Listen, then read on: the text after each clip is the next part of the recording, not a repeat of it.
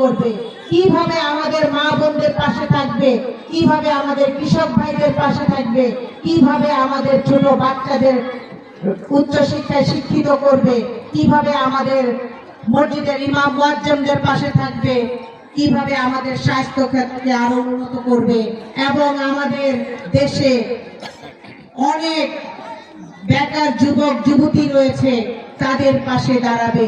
আরো নানান ধরনের পরিকল্পনা করেছে কিভাবে একটি উন্নত মানের বাংলাদেশ গড়ে তুলবে।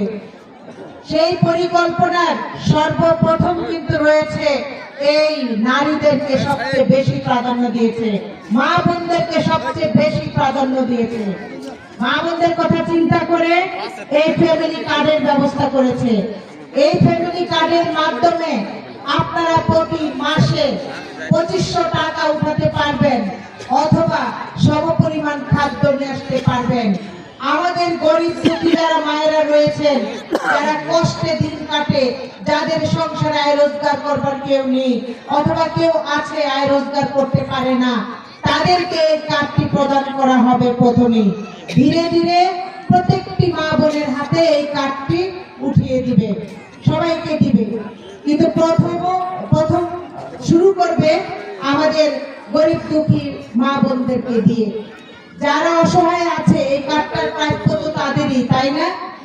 তো এই জন্যই তাদেরকে আগে দেওয়া হবে এই কার্ডটি। তারপর আমাদের কৃষক ভাইদের কথা চিন্তা করেছে। এইটা একটি কৃষি কার্ড। এই কার্ড দিয়ে কৃষি লোন নিয়ে আসতে পারবেন, সার নিয়ে আসতে পারবেন, কীটনাশক নিয়ে আসতে পারবেন, বীজ নিয়ে আসতে পারবেন, মেশিনগুলো নিয়ে আসতে পারবেন। আপনি 20,000 টাকা যদি লোন করেন, 10,000 টাকা আপনাকে মওকুফ করে দিবে।